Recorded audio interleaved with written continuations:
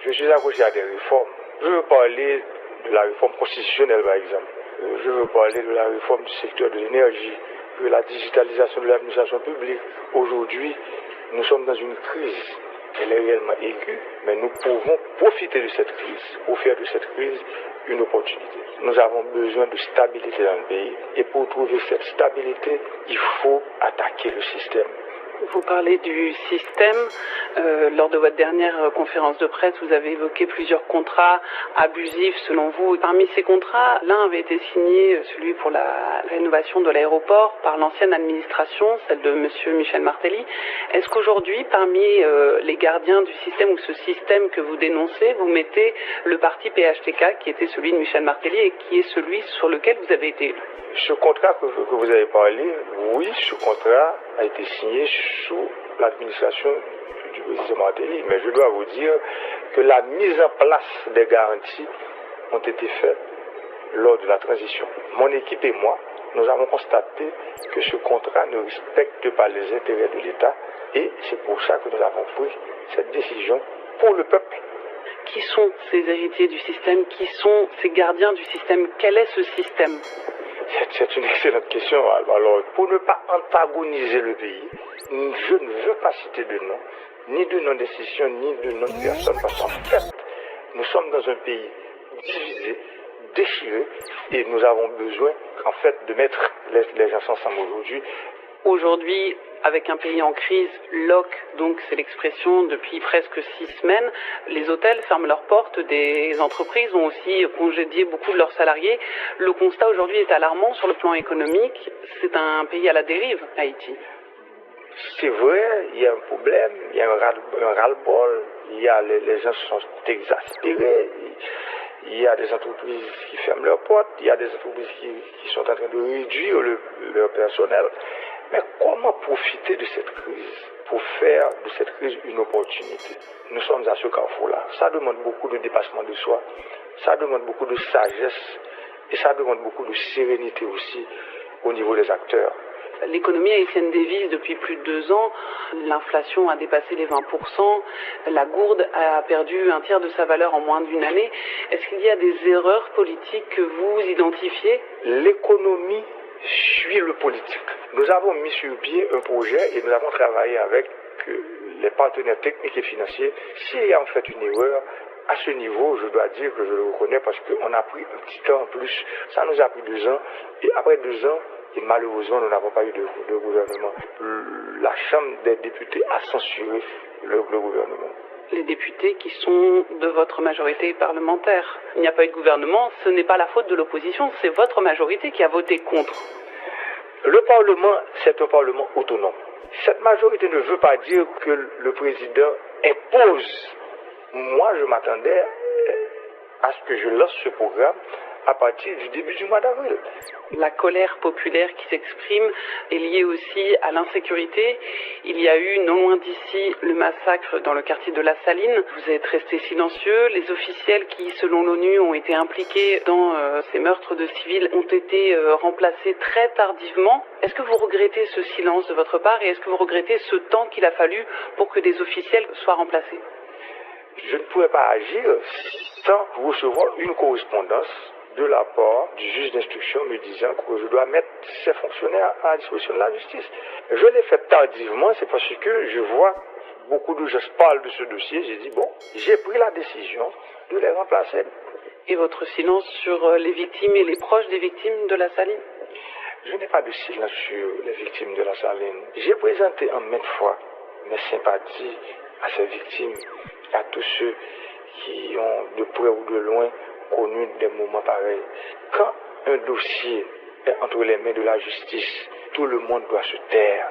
En parlant de la justice et justement du dossier Petro-Caribé, qui est celui qui a lancé le mouvement de contestation à l'été dernier, l'une de vos entreprises est épinglée par la Cour supérieure des comptes comme au cœur d'un stratagème de détournement de fonds.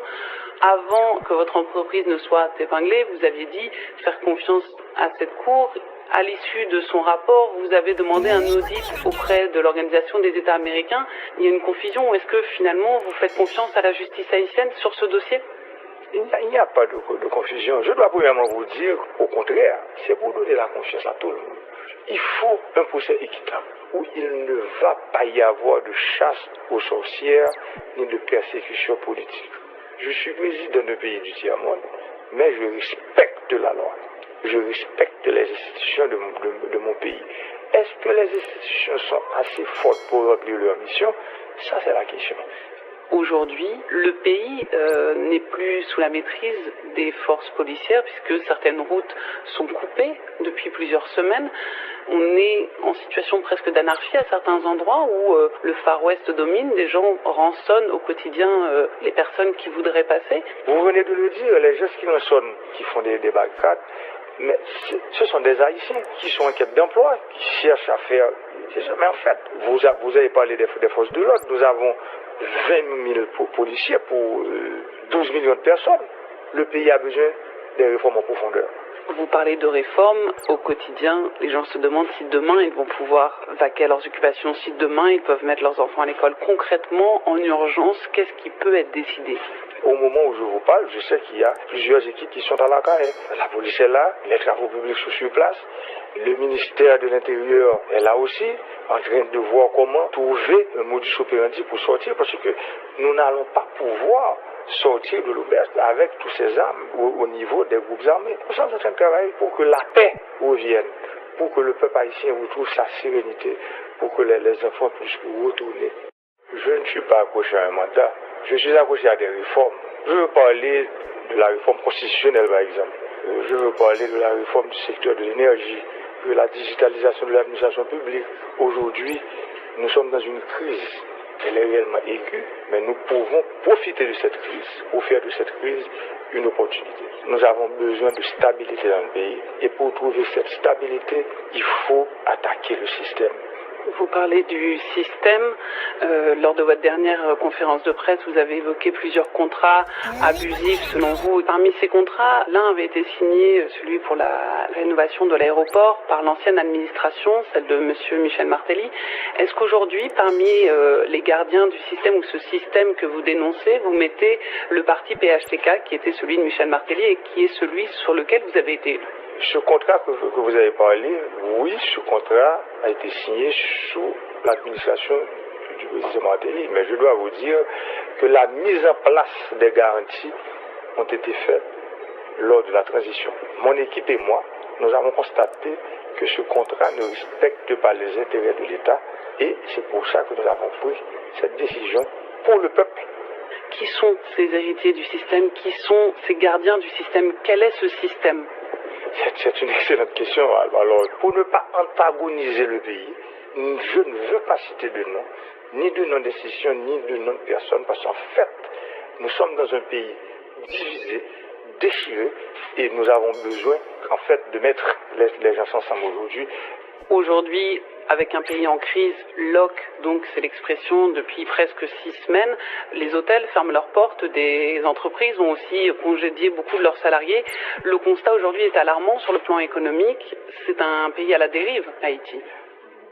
C'est vrai, il y a un problème, il y a un ras-le-bol, il y a les gens sont exaspérés, il y a des entreprises qui ferment leurs portes, il y a des entreprises qui sont en train de réduire leur personnel. Mais comment profiter de cette crise pour faire de cette crise une opportunité?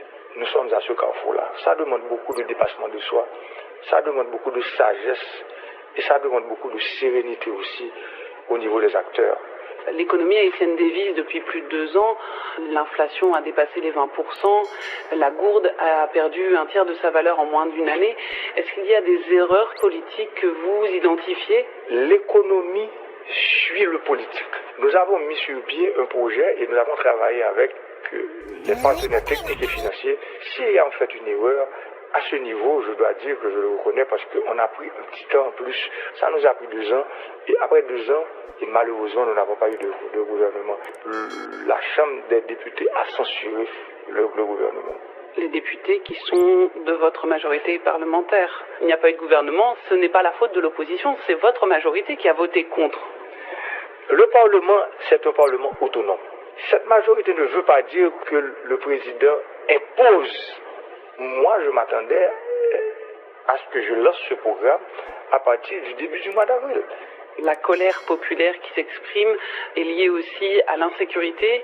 Il y a eu, non loin d'ici, le massacre dans le quartier de La Saline. Vous êtes resté silencieux. Les officiels qui, selon l'ONU, ont été impliqués dans ces meurtres de civils ont été remplacés très tardivement. Est-ce que vous regrettez ce silence de votre part et est-ce que vous regrettez ce temps qu'il a fallu pour que des officiels soient remplacés?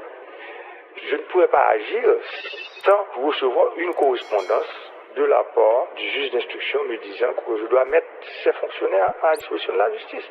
Je l'ai fait tardivement, c'est parce que je vois beaucoup de gens parlent de ce dossier, j'ai dit bon, j'ai pris la décision de les remplacer. Et votre silence sur les victimes et les proches des victimes de La Saline? Je n'ai pas de silence sur les victimes de La Saline. J'ai présenté en maintes fois mes sympathies à ces victimes, à tous ceux qui ont de près ou de loin connu des moments pareils. Quand un dossier est entre les mains de la justice, tout le monde doit se taire. En parlant de la justice et justement du dossier Petro-Caribé, qui est celui qui a lancé le mouvement de contestation à l'été dernier, l'une de vos entreprises est épinglée par la Cour supérieure des comptes comme au cœur d'un stratagème de détournement de fonds. Avant que votre entreprise ne soit épinglée, vous aviez dit faire confiance à cette Cour. À l'issue de son rapport, vous avez demandé un audit auprès de l'Organisation des États américains. Il y a une confusion ou est-ce que finalement vous faites confiance à la justice haïtienne sur ce dossier? Il n'y a pas de confusion. Je dois premièrement vous dire, au contraire, c'est pour donner la confiance à tout le monde. Il faut un procès équitable où il ne va pas y avoir de chasse aux sorcières ni de persécution politique. Je suis président d'un pays du tiers-monde, mais je respecte la loi. Je respecte les institutions de mon pays. Est-ce que les institutions sont assez fortes pour remplir leur mission? Ça, c'est la question. Aujourd'hui, le pays n'est plus sous la maîtrise des forces policières puisque certaines routes sont coupées depuis plusieurs semaines. On est en situation presque d'anarchie à certains endroits où le Far West domine. Des gens rançonnent au quotidien les personnes qui voudraient passer. Vous venez de le dire, les gens qui rançonnent, qui font des barricades, mais ce sont des Haïtiens qui sont en quête d'emploi, qui cherchent à faire... Mais en fait, vous avez parlé des forces de l'ordre. Nous avons 20 000 policiers pour 12 millions de personnes. Le pays a besoin des réformes en profondeur. Vous parlez de réformes au quotidien. Les gens se demandent si demain ils vont pouvoir vaquer à leurs occupations, si demain ils peuvent mettre leurs enfants à l'école. Concrètement, en urgence, qu'est-ce qui peut être décidé? Au moment où je vous parle, je sais qu'il y a plusieurs équipes qui sont à la carrière. La police est là, les travaux publics sont sur place, le ministère de l'Intérieur est là aussi, en train de voir comment trouver un modus operandi pour sortir, parce que nous n'allons pas pouvoir sortir de l'auberge avec tous ces armes au niveau des groupes armés. Nous sommes en train de travailler pour que la paix revienne, pour que le peuple haïtien retrouve sa sérénité, pour que les enfants puissent retourner à Haïti.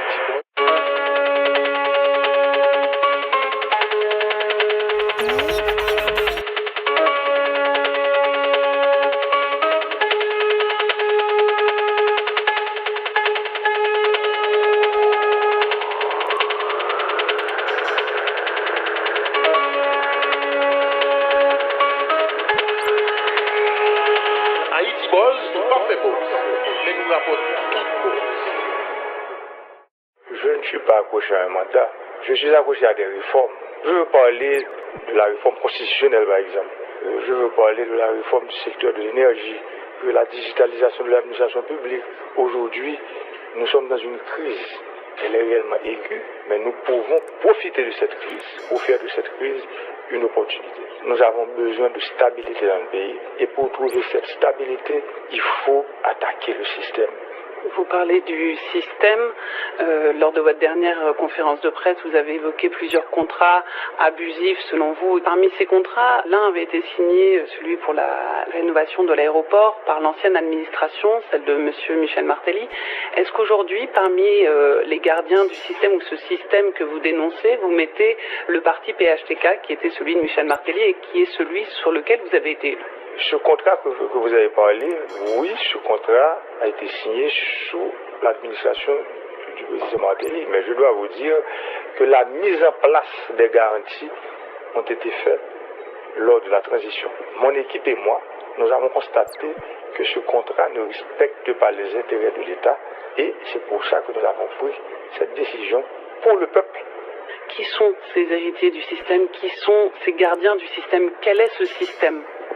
C'est une excellente question. Alors, pour ne pas antagoniser le pays, je ne veux pas citer de nom, ni de nom d'institution, ni de nom de personne, parce qu'en fait, nous sommes dans un pays divisé, déchiré, et nous avons besoin, en fait, de mettre les gens ensemble aujourd'hui. Aujourd'hui, avec un pays en crise, lock, donc c'est l'expression depuis presque 6 semaines, les hôtels ferment leurs portes, des entreprises ont aussi congédié beaucoup de leurs salariés. Le constat aujourd'hui est alarmant sur le plan économique. C'est un pays à la dérive, Haïti.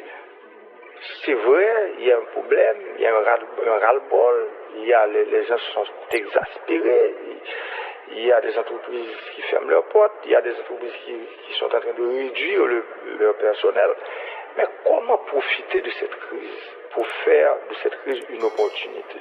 Nous sommes à ce carrefour-là. Ça demande beaucoup de dépassement de soi, ça demande beaucoup de sagesse et ça demande beaucoup de sérénité aussi au niveau des acteurs. L'économie haïtienne dévisse depuis plus de 2 ans. L'inflation a dépassé les 20%. La gourde a perdu un tiers de sa valeur en moins d'une année.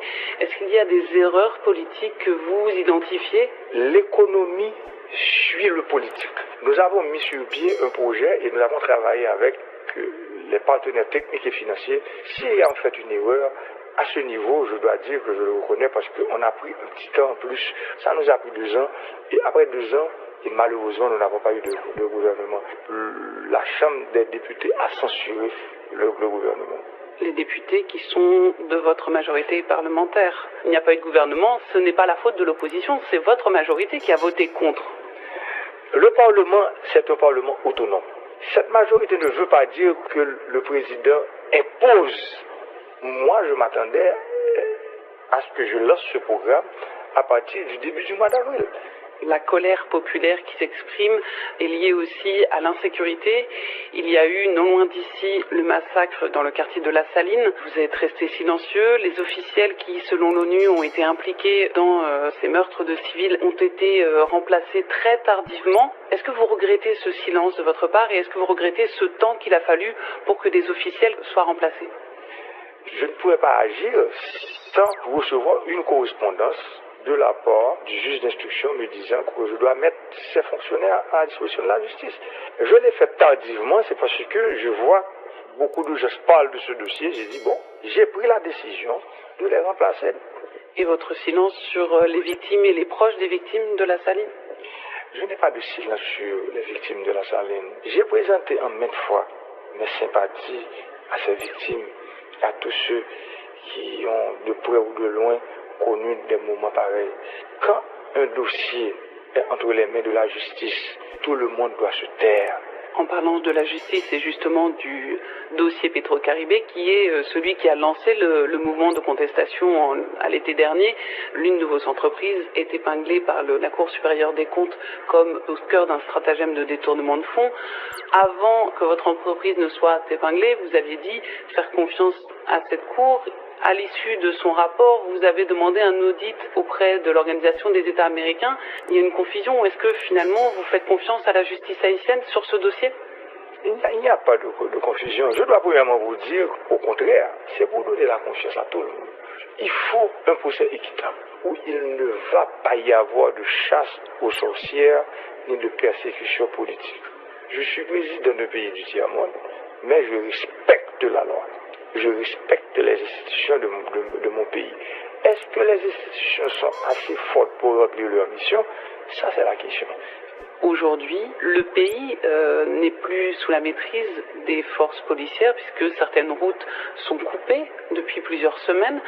On est en situation presque d'anarchie à certains endroits où le Far West domine. Des gens rançonnent au quotidien les personnes qui voudraient passer. Vous venez de le dire, les gens qui rançonnent, qui font des barricades, mais ce sont des Haïtiens qui sont en quête d'emploi, qui cherchent à faire... Mais en fait, vous avez parlé des forces de l'ordre. Nous avons 20 000 policiers pour 12 millions de personnes. Le pays a besoin des réformes en profondeur. Vous parlez de réforme, au quotidien, les gens se demandent si demain ils vont pouvoir vaquer à leurs occupations, si demain ils peuvent mettre leurs enfants à l'école. Concrètement, en urgence, qu'est-ce qui peut être décidé? Au moment où je vous parle, je sais qu'il y a plusieurs équipes qui sont à la carrière. La police est là, les travaux publics sont sur place, le ministère de l'Intérieur est là aussi, en train de voir comment trouver un modus operandi pour sortir, parce que nous n'allons pas pouvoir sortir de l'auberge avec tous ces armes au niveau des groupes armés. Nous sommes en train de travailler pour que la paix revienne, pour que le peuple haïtien retrouve sa sérénité, pour que les enfants puissent retourner. Je ne suis pas accroché à un mandat, je suis accroché à des réformes. Je veux parler de la réforme constitutionnelle par exemple. Je veux parler de la réforme du secteur de l'énergie, de la digitalisation de l'administration publique. Aujourd'hui, nous sommes dans une crise. Elle est réellement aiguë, mais nous pouvons profiter de cette crise pour faire de cette crise une opportunité. Nous avons besoin de stabilité dans le pays et pour trouver cette stabilité, il faut attaquer le système. Vous parlez du système. Lors de votre dernière conférence de presse, vous avez évoqué plusieurs contrats abusifs selon vous. Parmi ces contrats, l'un avait été signé, celui pour la rénovation de l'aéroport, par l'ancienne administration, celle de M. Michel Martelly. Est-ce qu'aujourd'hui, parmi les gardiens du système ou ce système que vous dénoncez, vous mettez le parti PHTK, qui était celui de Michel Martelly et qui est celui sur lequel vous avez été élu?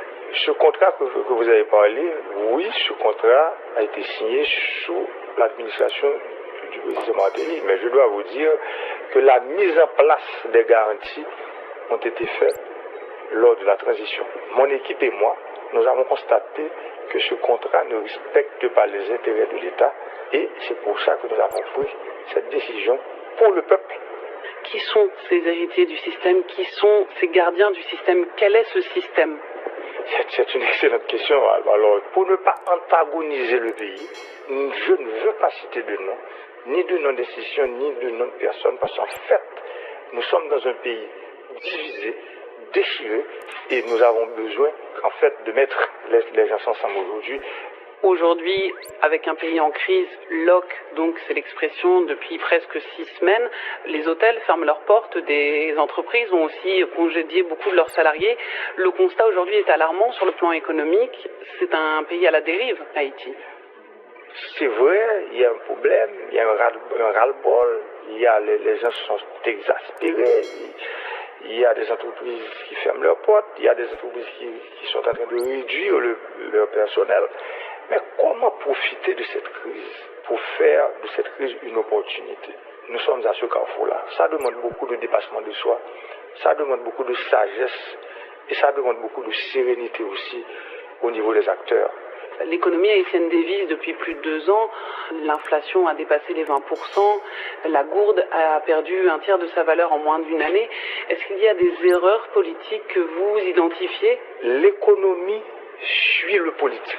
Nous avons mis sur pied un projet et nous avons travaillé avec les partenaires techniques et financiers. S'il y a en fait une erreur, à ce niveau, je dois dire que je le reconnais parce qu'on a pris un petit temps en plus. Ça nous a pris 2 ans.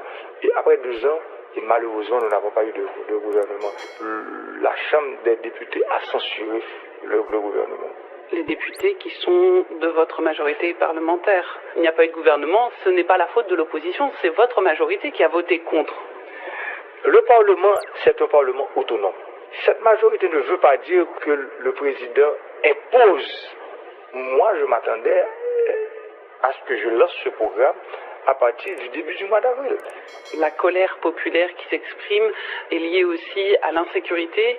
Il y a eu, non loin d'ici, le massacre dans le quartier de La Saline. Vous êtes resté silencieux. Les officiels qui, selon l'ONU, ont été impliqués dans ces meurtres de civils ont été remplacés très tardivement. Est-ce que vous regrettez ce silence de votre part et est-ce que vous regrettez ce temps qu'il a fallu pour que des officiels soient remplacés?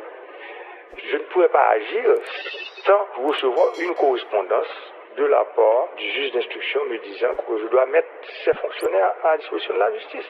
Je l'ai fait tardivement, c'est parce que je vois beaucoup de gens parlent de ce dossier. J'ai dit, bon, j'ai pris la décision de les remplacer.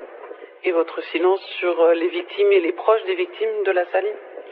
Je n'ai pas de silence sur les victimes de La Saline. J'ai présenté en maintes fois mes sympathies à ces victimes, à tous ceux qui ont de près ou de loin connu des moments pareils.